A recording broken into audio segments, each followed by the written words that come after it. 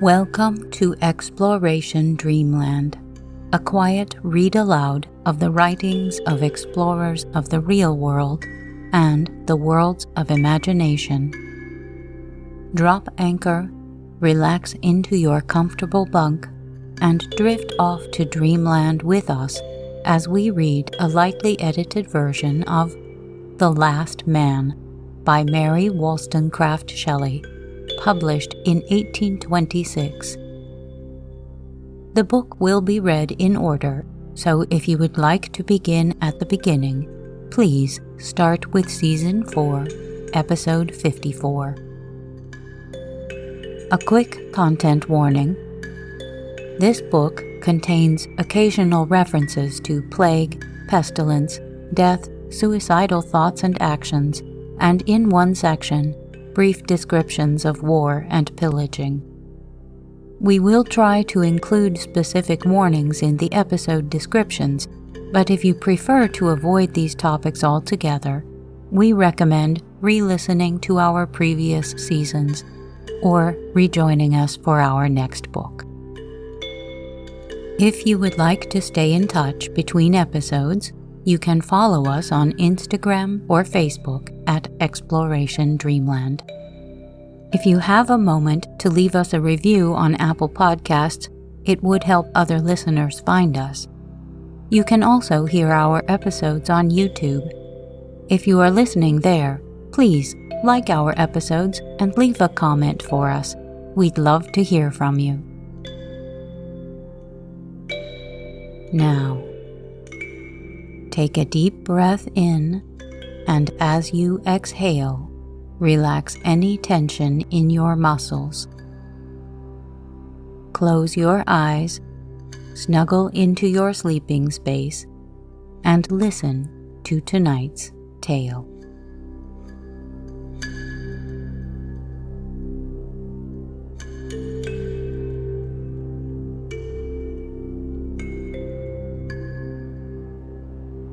Volume 3, Chapter 1. Hear you not the rushing sound of the coming tempest? Do you not behold the clouds open and destruction lurid and dire pour down on the blasted earth? See you not the thunderbolt fall, and are deafened by the shout of heaven that follows its descent? Feel you not the earthquake and open with agonizing groans, while the air is pregnant with shrieks and wailings, all announcing the last days of man?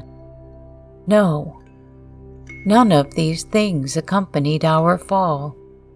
The balmy air of spring, breathed from nature's ambrosial home, invested the lovely earth, which wakened as a young mother about to lead forth in pride her beauteous offspring to meet their sire who had been long absent. The buds decked the trees, the flowers adorned the land. The dark branches, swollen with seasonable juices, expanded into leaves, and the variegated foliage of spring, bending and singing in the breeze, rejoiced in the genial warmth of the unclouded empyrean. The brooks flowed murmuring, the sea was waveless, and the promontories that overhung it were reflected in the placid waters. Birds awoke in the woods, while abundant food for man and beast sprung up from the dark ground. Where was pain and evil? Not in the calm air or weltering ocean, not in the woods or fertile fields, nor among the birds that made the woods resonant with song, nor the animals that in the midst of plenty basked in the sunshine. Our enemy, like the calamity of Homer, trod our hearts, and no sound was echoed from her steps. Quote, "With ills the land is rife, with ills the sea. Diseases haunt our frail humanity. Through noon, through night, on casual wing they glide, silent, a voice the power all-wise denied. End quote from Elton's translation of Hesiod. Once man was a favorite of the Creator, as the royal psalmist sang. God had made him a little lower than the angels and had crowned him with glory and honor. God made him to have dominion over the works of his hands and put all things under his feet. Once it was so. Now is man lord of the creation? Look at him. Ha! I see plague.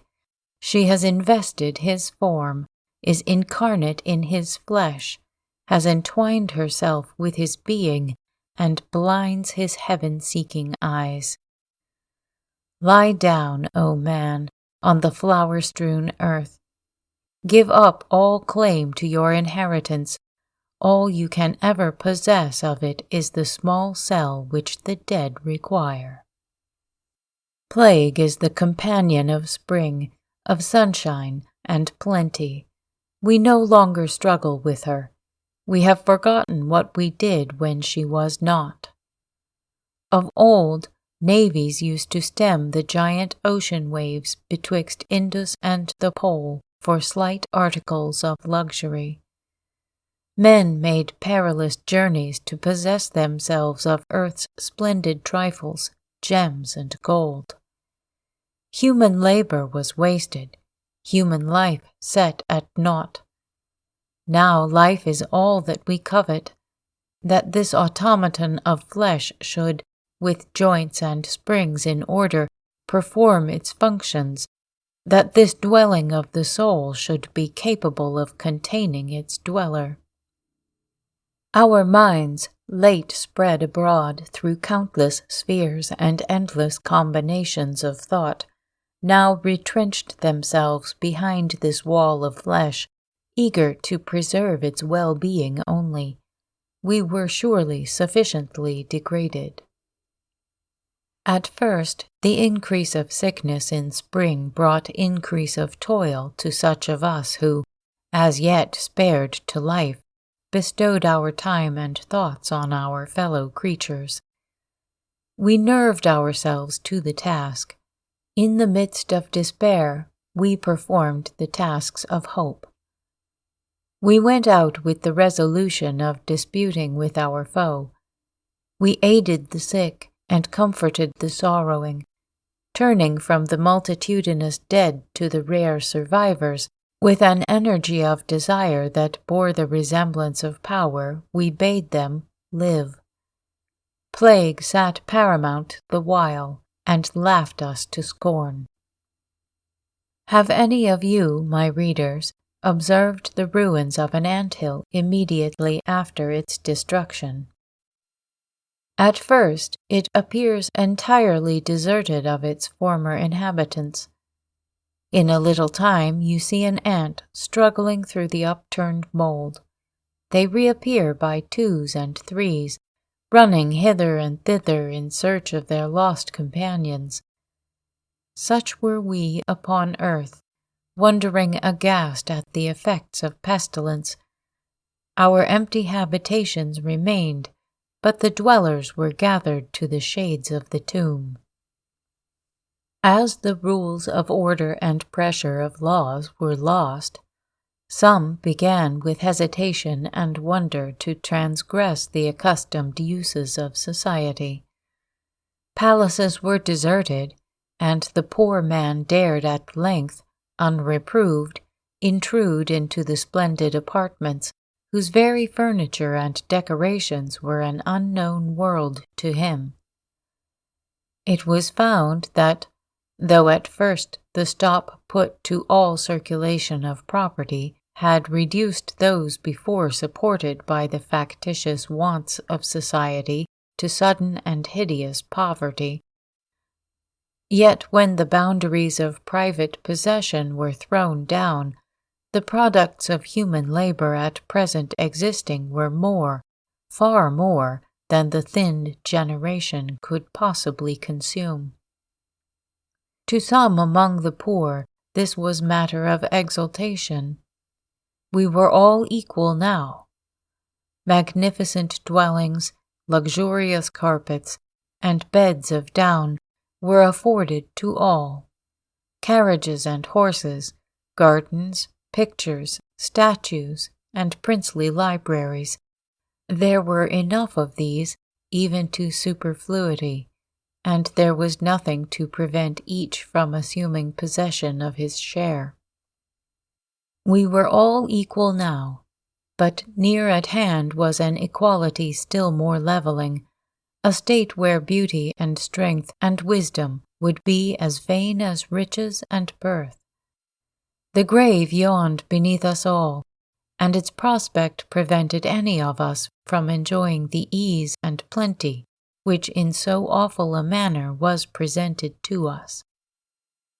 Still the bloom did not fade on the cheeks of my babes, and Clara sprung up in years and growth, unsullied by disease. We had no reason to think the site of Windsor Castle peculiarly healthy, for many other families had expired beneath its roof. We lived, therefore, without any particular precaution. But we lived, it seemed, in safety. If Idris became thin and pale, it was anxiety that occasioned the change, an anxiety I could in no way alleviate. She never complained, but sleep and appetite fled from her. A slow fever preyed on her veins. Her color was hectic, and she often wept in secret. Gloomy prognostications, care, and agonizing dread ate up the principle of life within her. I could not fail to perceive this change. I often wished that I had permitted her to take her own course and engage herself in such labors for the welfare of others as might have distracted her thoughts. But it was too late now. Besides that, with the nearly extinct race of man, all our toils grew near a conclusion. She was too weak. Consumption, if so it might be called, or rather the overactive life within her, which, as with Adrian, spent the vital oil in the early morning hours, deprived her limbs of strength. At night, when she could leave me unperceived, she wandered through the house or hung over the couches of her children, and in the daytime would sink into a perturbed sleep, while her murmurs and starts betrayed the unquiet dreams that vexed her. As this state of wretchedness became more confirmed, and, in spite of her endeavors at concealment, more apparent, I strove, though vainly, to awaken in her courage and hope. I could not wonder at the vehemence of her care. Her very soul was tenderness. She trusted, indeed, that she should not outlive me if I became the prey of the vast calamity, and this thought sometimes relieved her. We had for many years trod the highway of life hand in hand, and still thus linked we might step within the shades of death. But her children, her lovely, playful, animated children, beings sprung from her own dear side, portions of her own being, depositories of our loves, even if we died, it would be comfort to know that they ran man's accustomed course. But it would not be so. Young and blooming as they would die, and from the hopes of maturity, from the proud name of attained manhood, they were cut off forever. Often with maternal affection she had figured their merits and talents exerted on life's wide stage. Alas for these latter days! The world had grown old, with all its inmates partook of the decrepitude. Why talk of infancy, manhood, and old age? We all stood equal sharers of the last throes of time-worn nature. Arrived at the same point of the world's age, there was no difference in us. The name of parent and child had lost their meaning. Young boys and girls were level now with men. This was all true, but it was not less agonizing to take the admonition home. Where could we turn and not find a desolation pregnant with the dire lesson of example? The fields had been left uncultivated. Weeds and gaudy flowers sprung up, or where a few wheat fields showed signs of the living hopes of the husbandman, the work had been left halfway. The ploughman had died beside the plough. The horses had deserted the furrow, and no seedsman had approached the dead. The cattle unattended wandered over the fields and through the lanes. The tame inhabitants of the poultry yard, balked of their daily food, had become wild. Young lambs were dropped in flower gardens, and the cow stalled in the hall of pleasure. Sickly and few, the country people neither went out to sow nor reap, but sauntered about the meadows or lay under the hedges when the inclement sky did not drive them to take shelter under the nearest roof. Many of those who remained secluded themselves. Some had laid up stores which should prevent the necessity of leaving their homes. Some deserted wife and child, and imagined that they secured their safety in utter solitude. Such had been Ryland's plan, and he was discovered dead in a house many miles from any other, with piles of food laid up in useless superfluity. Others made long journeys to unite themselves to those they loved, and arrived to find them dead. London did not contain above 1,000 inhabitants, and this number was continually diminishing. Most of them were country people, come up for the sake of change. The Londoners had sought the country. The busy eastern part of the town was silent, or at most you saw only where, half from cupidity, half from curiosity, the warehouses had been more ransacked than pillaged. Bales of rich India goods, shawls of price, jewels, and spices, unpacked, strewed the floors. In some places the possessor had to the last kept watch on his store and died before the barred gates. The massy portals of the churches swung creaking on their hinges, and some few lay dead on the pavement. The wretched female, loveless victim of vulgar brutality, had wandered to the toilette of high-born beauty, and, arraying herself in the garb of splendor, had died before the mirror which reflected to herself alone her altered appearance. Women whose delicate feet had seldom touched the earth in their luxury had fled in fright and horror from their homes till, losing themselves in the squalid streets of the metropolis, they had died on the threshold of poverty. The heart sickened at the variety of misery presented, and when I saw a specimen of this gloomy change, my soul ached with the fear of what might befall my beloved Idris and my babes. Were they, surviving Adrian and myself, to find themselves protectorless in the world? As yet the mind alone had suffered. Could I forever put off the time when the delicate frame and shrinking nerves of my child of prosperity, the nursling of rank and wealth, who was my companion, should be invaded by famine, hardship, and disease?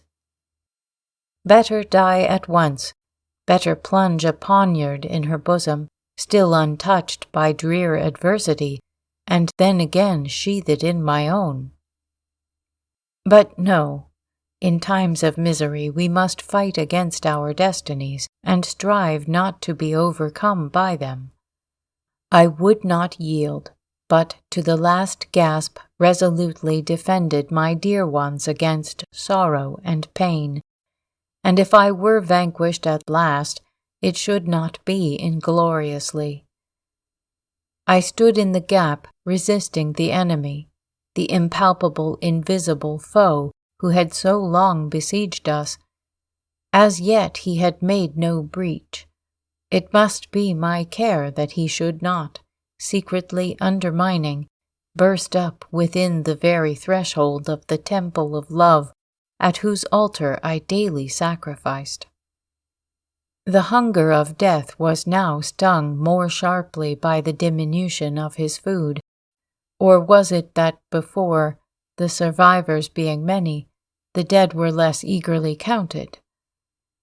Now each life was a gem, each human breathing form of far, oh far more worth than subtlest imagery of sculptured stone, and the daily, nay hourly decrease visible in our numbers visited the heart with sickening misery. This summer extinguished our hopes, the vessel of society was wrecked, and the shattered raft which carried the few survivors over the sea of misery was riven and tempest-tossed. Man existed by twos and threes. Man, the individual who might sleep and wake and perform the animal functions, but man in himself weak, yet more powerful in congregated numbers than wind or ocean. Man, the queller of the elements, the lord of created nature, the peer of demigods, existed no longer. Farewell to the patriotic scene, to the love of liberty and well-earned meed of virtuous aspiration. Farewell to crowded senate, vocal with the counsels of the wise, whose laws were keener than the sword blade tempered at Damascus. Farewell to kingly pomp and warlike pageantry. The crowns are in the dust, and the wearers are in their graves. Farewell to the desire of rule and the hope of victory, to high vaulting ambition, to the appetite for praise and the craving for the suffrage of their fellows. The nations are no longer. No senate sits in council for the dead.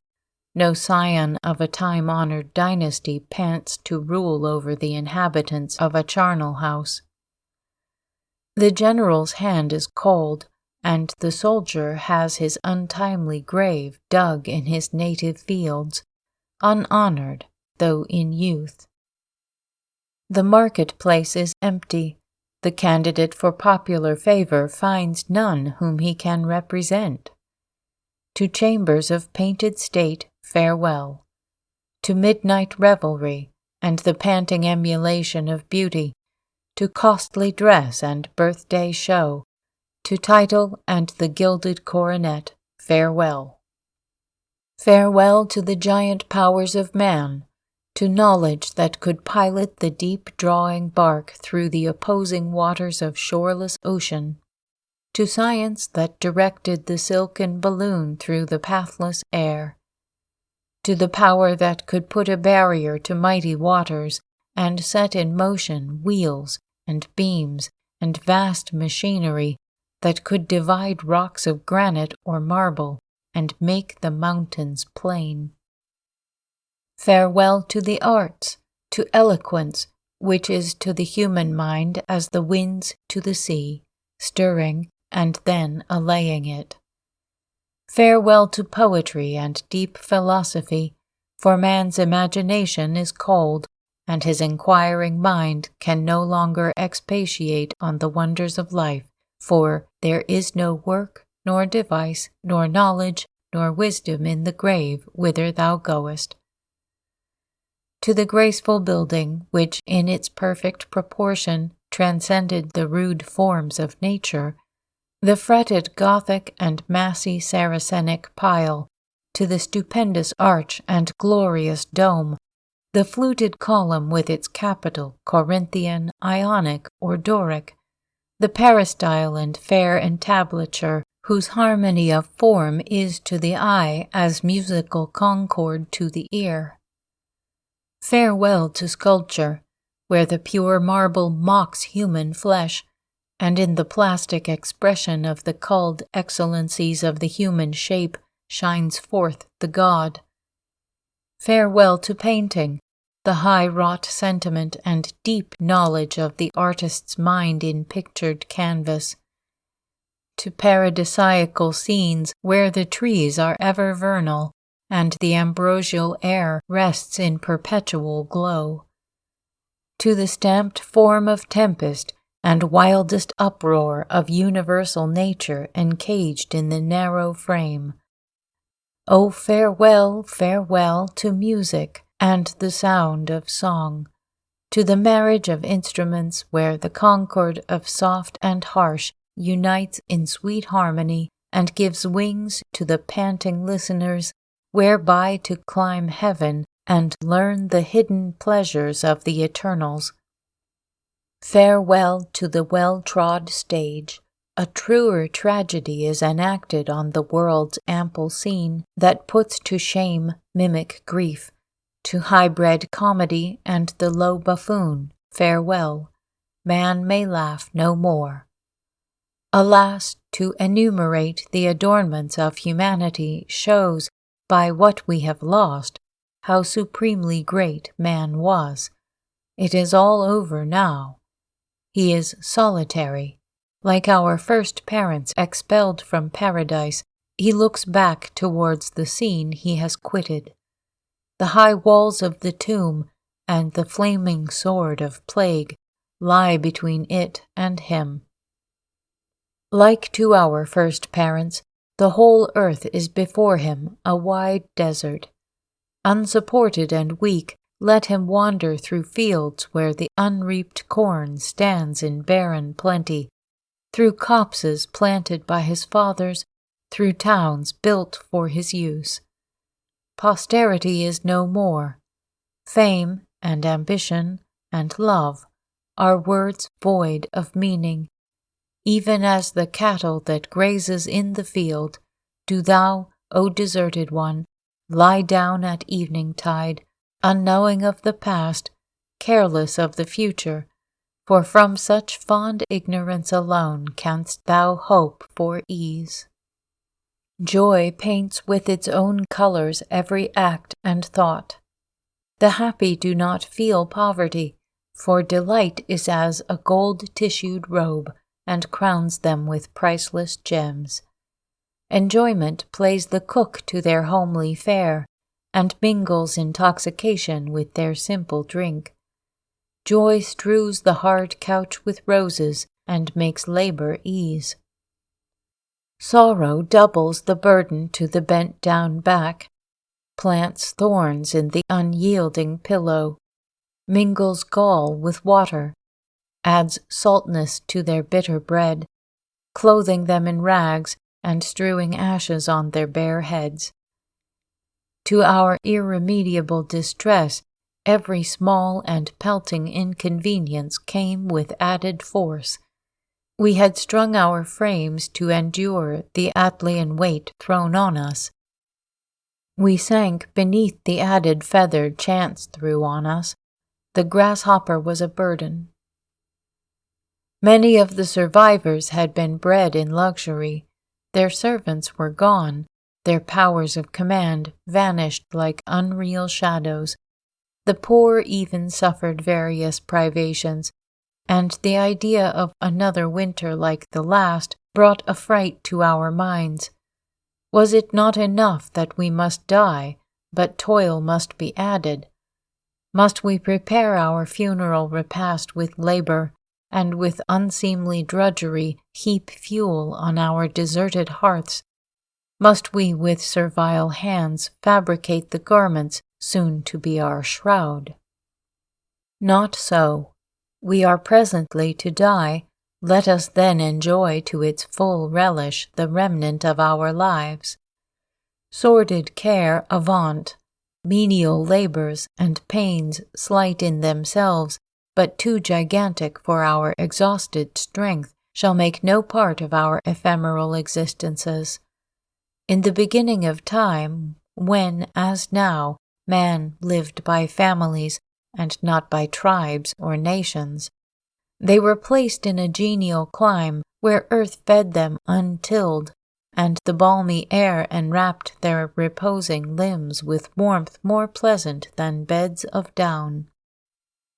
The South is the native place of the human race, the land of fruits more grateful to man than the hard-earned cereals of the North, of trees whose boughs are as a palace roof, of couches of roses, and of the thirst-appeasing grape. We need not there fear cold and hunger. Look at England. The grass shoots up high in the meadows, but they are dank and cold, unfit bed for us. Corn we have none, and the crude fruits cannot support us. We must seek firing in the bowels of the earth, or the unkind atmosphere will fill us with rheums and aches. The labor of hundreds of thousands alone could make this inclement nook fit habitation for one man. To the south, then, to the sun, where nature is kind, where Jove has showered forth the contents of Amalthea's horn, and earth is garden. England, late birthplace of excellence and school of the wise, thy children are gone, thy glory faded. Thou, England, wert the triumph of man. Small favor was shown thee by thy Creator. Thou Isle of the North, a ragged canvas naturally painted by man with alien colors. But the hues he gave are faded, never more to be renewed. So we must leave thee, thou marvel of the world. We must bid farewell to thy clouds, and cold, and scarcity forever. Thy manly hearts are still, thy tale of power and liberty at its close. Bereft of man, O little isle, the ocean waves will buffet thee, and the raven flap his wings over thee. Thy soil will be birthplace of weeds, thy sky will canopy barrenness. It was not for the rose of Persia thou wert famous, nor the banana of the East, nor for the spicy gales of India, nor the sugar groves of America. Not for thy vines, nor thy double harvests, nor for thy vernal airs, nor solstitial sun, but for thy children, their unwearied industry and lofty aspiration. They are gone, and thou goest with them the oft-trodden path that leads to oblivion. Quote, farewell, sad isle, farewell. Thy fatal glory is summed, cast up, and cancelled in this story. End quote from Cleveland's Poems.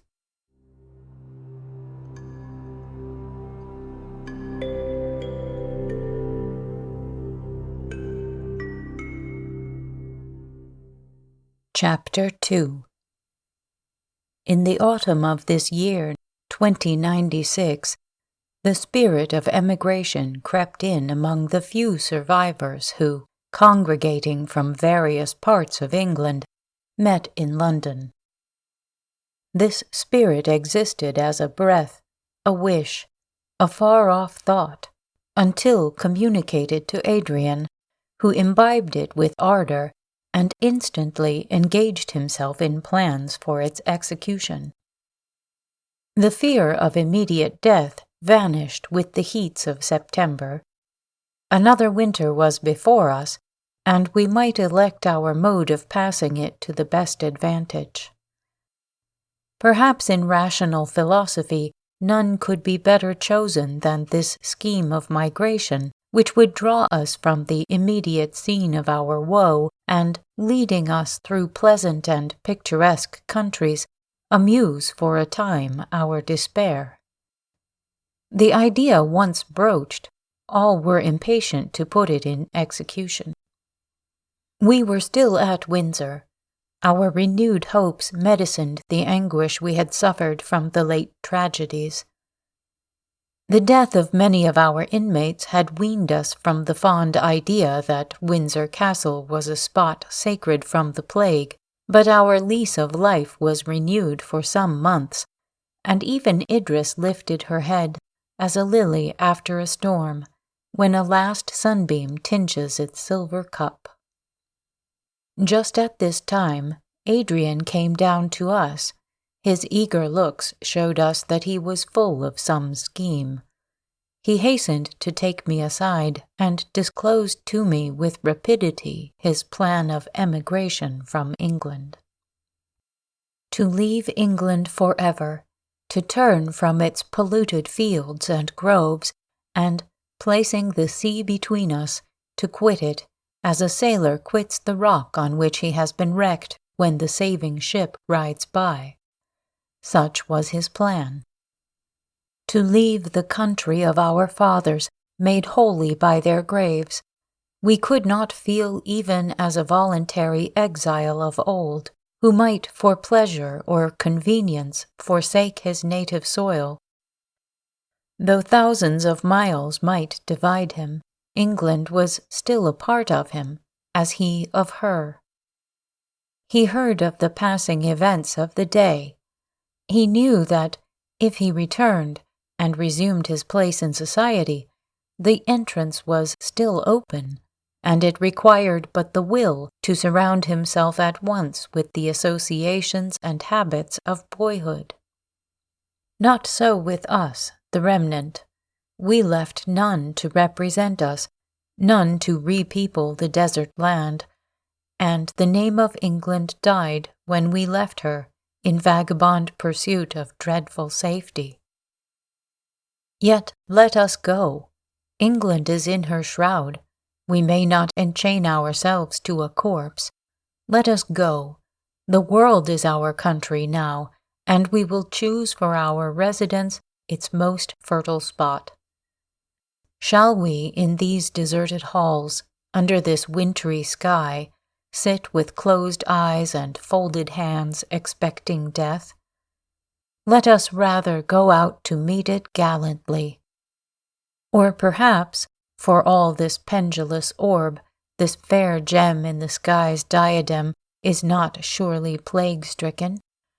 Perhaps, in some secluded nook, amidst eternal spring, and waving trees, and purling streams, we may find life. The world is vast, and England, though her many fields and widespread woods seem interminable, is but a small part of her.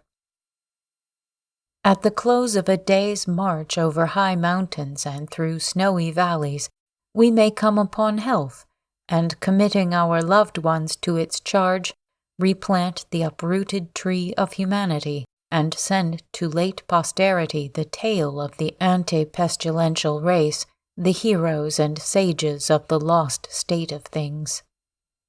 Hope beckons and sorrow urges us. The heart beats high with expectation, and this eager desire of change must be an omen of success.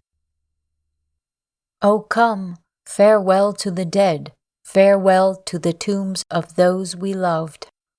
Farewell to giant London and the placid Thames, to river and mountain or fair district, birthplace of the wise and good, to Windsor Forest and its antique castle, farewell. Themes for story alone are they. We must live elsewhere. Such were in part the arguments of Adrian, uttered with enthusiasm and unanswerable rapidity. Something more was in his heart, to which he dared not give words. He felt that the end of time was come. He knew that one by one we should dwindle into nothingness. It was not advisable to wait this sad consummation in our native country, but traveling would give us our object for each day, that would distract our thoughts from the swift approaching end of things. If we went to Italy, to sacred and eternal Rome, we might with greater patience submit to the decree which had laid her mighty towers low. We might lose our selfish grief in the sublime aspect of its desolation. All this was in the mind of Adrian, but he thought of my children and, instead of communicating to me these resources of despair, he called up the image of health and life to be found, where we knew not, when we knew not, but if never to be found, forever and forever to be sought. He won me over to his party, heart and soul.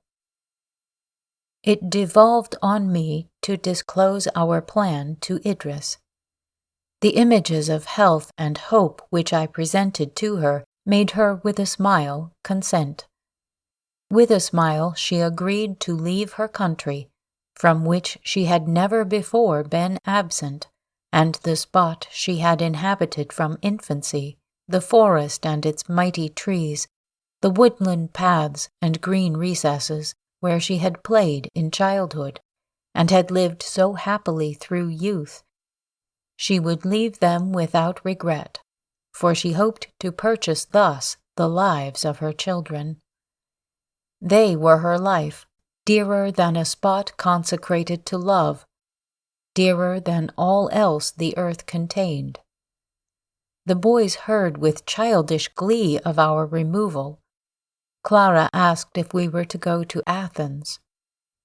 "It is possible," I replied, and her countenance became radiant with pleasure. There she would behold the tomb of her parents, and the territory filled with recollections of her father's glory. In silence, but without respite, she had brooded over these scenes. It was the recollection of them that had turned her infant gaiety to seriousness and had impressed her with high and restless thoughts. There were many dear friends whom we must not leave behind, humble though they were. There was the spirited and obedient steed which Lord Raymond had given his daughter. There was Alfred's dog and a pet eagle whose sight was dimmed through age. But this catalogue of favourites to be taken with us could not be made without grief to think of our heavy losses, and a deep sigh for the many things we must leave behind. The tears rushed into the eyes of Idris, while Alfred and Evelyn brought now a favourite rose-tree, now a marble vase beautifully carved, insisting that these must go, and exclaiming on the pity that we could not take the castle and the forest, the deer and the birds, and all accustomed and cherished objects along with us.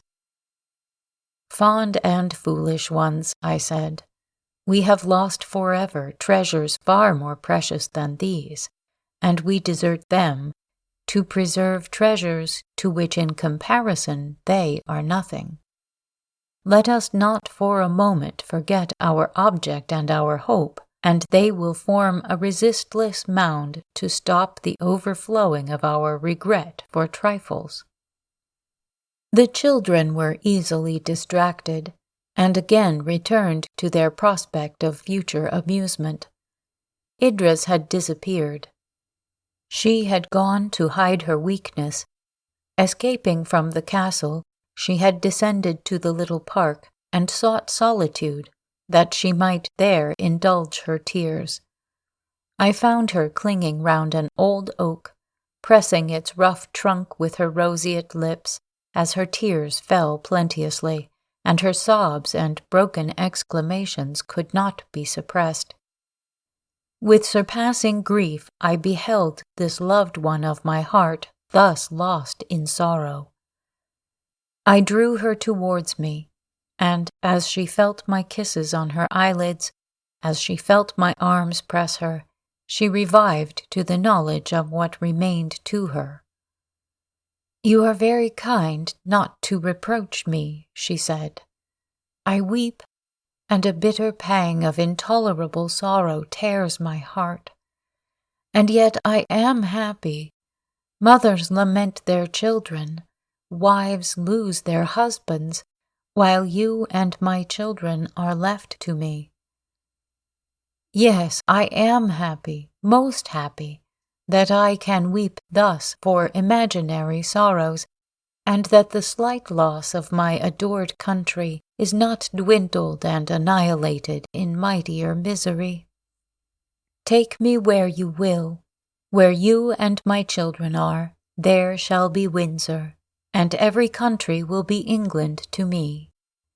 Let these tears flow not for myself, happy and ungrateful as I am, but for the dead world, for our lost country, for all of love and life and joy now choked in the dusty chambers of death. She spoke quickly, as if to convince herself. She turned her eyes from the trees and forest paths she loved. She hid her face in my bosom, and yes, my masculine firmness dissolved. We wept together consolatory tears, and then calm, nay, almost cheerful, we returned to the castle.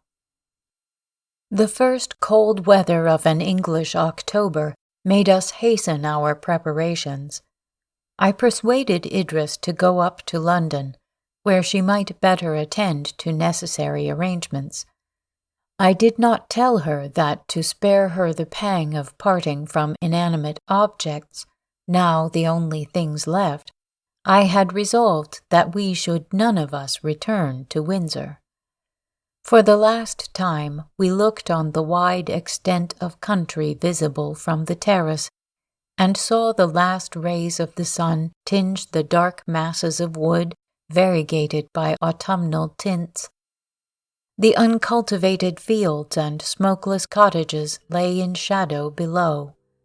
The Thames wound through the wide plain, and the venerable pile of Eton College stood in dark relief, a prominent object, the cawing of the myriad rooks which inhabited the trees of the little park, as in column or thick wedge they speeded to their nests, disturbed the silence of the evening. Idris stood beside me, her dear hand locked in mine. Her face was radiant with a smile.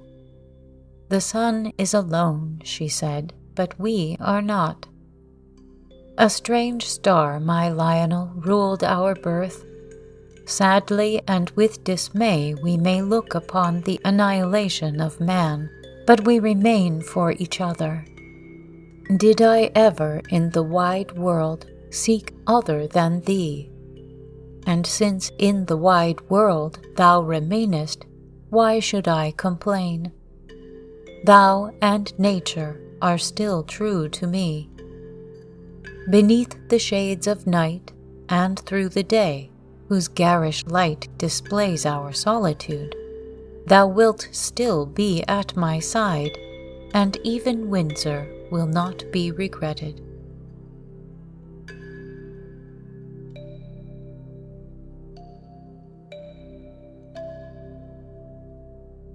Stay tuned for the next segment from The Last Man by Mary Wollstonecraft Shelley.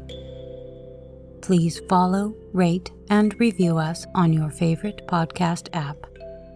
Keep in touch with us on Instagram, Facebook, or YouTube, and recommend us to anyone you know who could use a quiet break or a little help falling asleep. Exploration Dreamland is produced, edited, and hosted by me, Sarah Van Zaley. A big thank you to Project Gutenberg for helping me find many interesting publications. Thanks also to Kevin MacLeod at Incompetech.com for providing the theme music for this show. The title of this piece is Kalimba Relaxation Music, if you would like to visit his website to hear it in its entirety. Sweet dreams.